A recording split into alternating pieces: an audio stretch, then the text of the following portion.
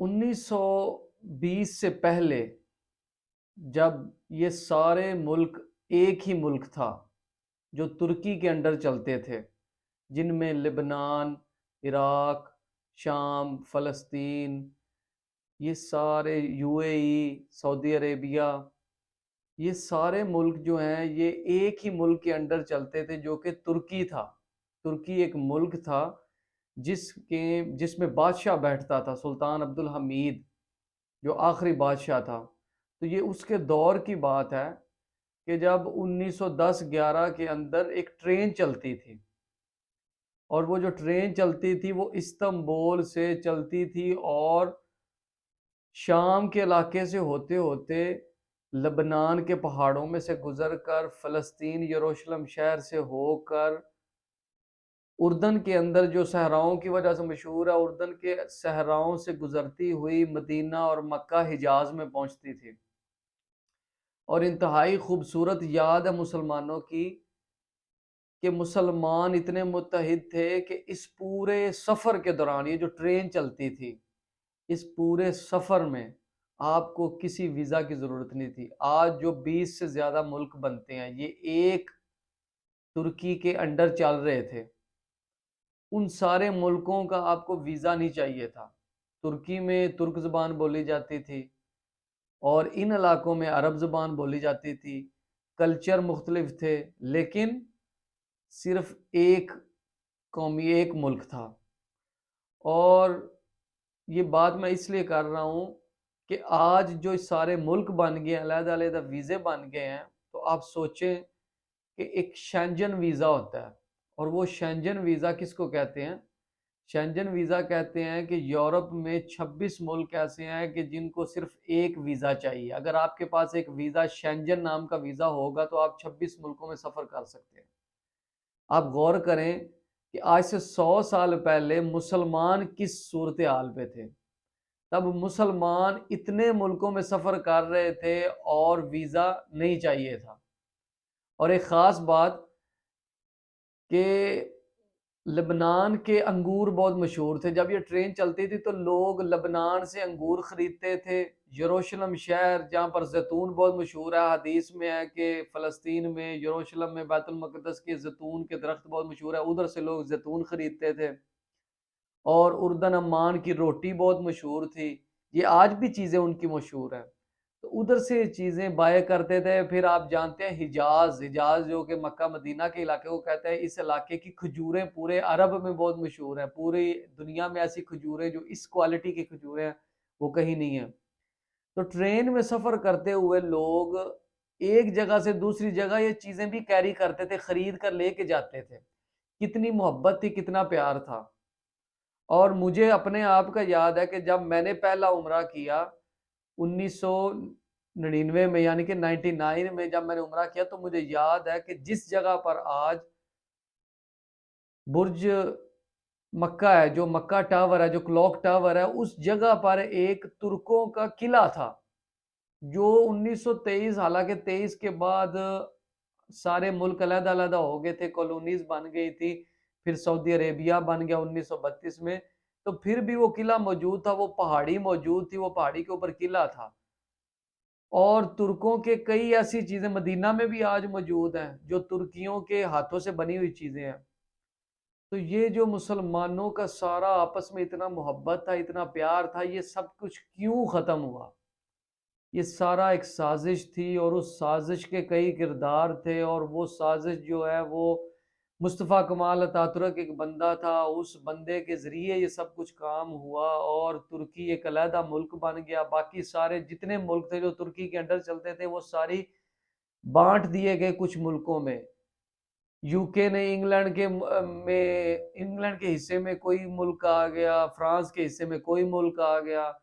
تو اسی طرح یہ ملکوں کے حصے کیوں ہوئے؟ کیونکہ یہ سب کچھ یہود چاہتے تھے کہ ہم اتنے زیادہ مسلمان متحد لوگوں کے ساتھ لڑ نہیں سکتے، اس لیے ان کو علیحدہ علیحدہ کیا۔ آج آپ دیکھ سکتے ہیں کہ اب سب علیحدہ علیحدہ ہیں۔ ترکی کیا بات کرتا ہے، سعودی عربیہ کیا بات کرتا ہے، شام کی کوئی اور بات ہے، فلسطین جو کہ ہے ہی مظلوم ہے اس کی کوئی بات سنتا ہی نہیں ہے۔ ایک وقت تھا جب یہ سب ایک تھے، اور آپ کو پتہ ہے کہ جب ایک بندہ ہو، جب متحد بندہ ہو تو اس کے ساتھ لڑنا بہت مشکل ہے، تو اس لیے سب کو پہلے علیحدہ علیحدہ کیا گیا۔ جب علیحدہ علیحدہ ہو گئے تو اس کے بعد پھر یہ سارا 1948 کے اندر یہودیوں کو ادھر دوبارہ آباد کیا گیا، اور ان کو یہ سارا موقع دیا گیا، ان کو ایک بات دی گئی کہ یہ اصل میں سرزمین آپ کی تھی اور آپ کو نکالا گیا تھا، اس کے بدلے میں اب آپ اپنی اصل جگہ پر واپس آئیں۔ تو آہستہ آہستہ آہستہ آہستہ جو فلسطین پورا ایک ملک تھا وہ کم ہوتا ہوتا آج 2023 میں اب یہ خبریں آ رہی ہیں کہ غزہ جو ہے، جو کہ فلسطین کا پرانا اتنی عرصے سے ایک فلسطینی لوگوں کا تھا جو آج تک نہیں اسرائیل قبضہ کر سکا تھا، اب اس وقت اسرائیل کا فلسطین میں کنٹرول ہے غزہ کے اندر۔ جو شمالی علاقہ ہے، ویسٹ بینک ہے، وہاں پر نہیں، لیکن جو غزہ ہے وہاں پر اسرائیلی فوجی اندر چلیں گے، اور اسرائیل کہہ رہے ہیں کہ ادھر ہمارا کنٹرول ہے۔ تو یہ ایک سارا پلان ہے آہستہ آہستہ آگے بڑھنے کا، اور یہاں پر رسول اللہ صلی اللہ علیہ وسلم کی احادیث جو ہے خاص طور پر ہیں کہ ان کی باتیں پوری ہونی ہی ہونی ہیں۔ انہوں نے جو باتیں کی تھی قیامت کے قریب کی، جو باتیں تھی، احادیث تھی، وہ ساری آج پوری ہو رہی ہیں، جن میں یروشلم کی آبادی کی بات تھی، ایک حدیث تھی، اور وہ یروشلم کی آبادی کا مقصد یہ ہے کہ یروشلم جو بیت المقدس شہر کو کہتے ہیں، اس کو آباد کر رہا ہے، کون کر رہا ہے؟ یہودی آباد کر رہے ہیں۔ تو اس لیے آج جو زور ہے وہ زور ہے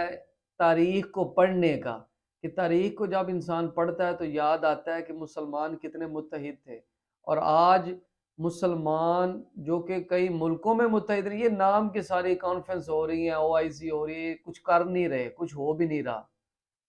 اور اصل میں مسلمان ملکوں کے اندر بھی جو ملک میں لینے والے لوگ ہیں وہ بھی متحد نہیں ہیں۔ اگر میں اب اپنے ملک پاکستان کی بات کروں، پاکستان میں ہی ملک میں اپنے رہنے والے لوگ ہی متحد نہیں ہیں، تو وہ تو بڑے بعد کی بات ہے کہ سارے ملکوں کا ایک ہونا اور ایک ہو کر مسلمانوں کی آواز بننا۔ تو یہ جو تاریخ ہے کہ ایک ٹرین چلتی تھی،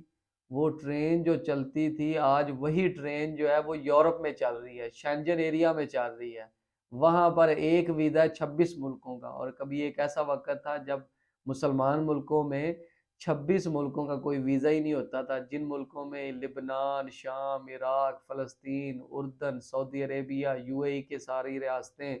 یہ سارے ملک جو ہیں، مصر تک، لیبیا، مراکش، الجزائر، تیونس، الجیریا، یہ سارے ملک جو تھے یہ ایک ہی ویزا تھا اور ایک ہی ٹرین چلتی تھی، اور ان ٹرین میں سارے سفر کرتے تھے، اور ایک علاقے سے دوسری چیزیں لوگ لے کر جا رہے ہیں، اور اتنا اتفاق تھا، اتنا پیار تھا، توڑا اس لیے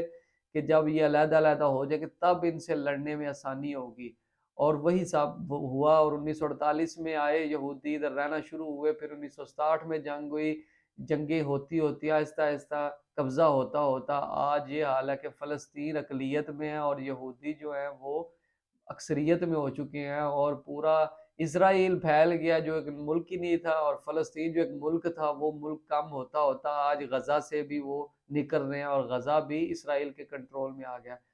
تو اللہ ہمیں متحد کرے اور تاریخ کو پڑھنے کی توفیق عطا فرمائے۔ جب انسان تاریخ پڑھتا ہے، خاص طور پہ مسلمانوں کی تاریخ، اتنی خوبصورت عظیم تاریخ ہے، جب یہ تاریخ پڑھتا ہے تو انسان کے دل میں ایک یاد آتی ہے، محبت پیدا ہوتی ہے، اور ایک جذبہ پیدا ہوتا ہے کہ ہم مسلمان ایک تھے اور ایک ہیں۔ آج بھی جب ہم حج کے لیے جاتے ہیں، عمرہ کے لیے جاتے ہیں، تو خانہ کعبہ کے ارد گرد طواف جب ہو رہا ہوتا ہے تو اس وقت پوری دنیا، صرف عرب ملک نہیں، پوری دنیا کے مسلمان احرام سفید لباس میں ہوتے ہیں، حج کے دوران میدان عرفات میں سفید لباس میں ہوتے ہیں۔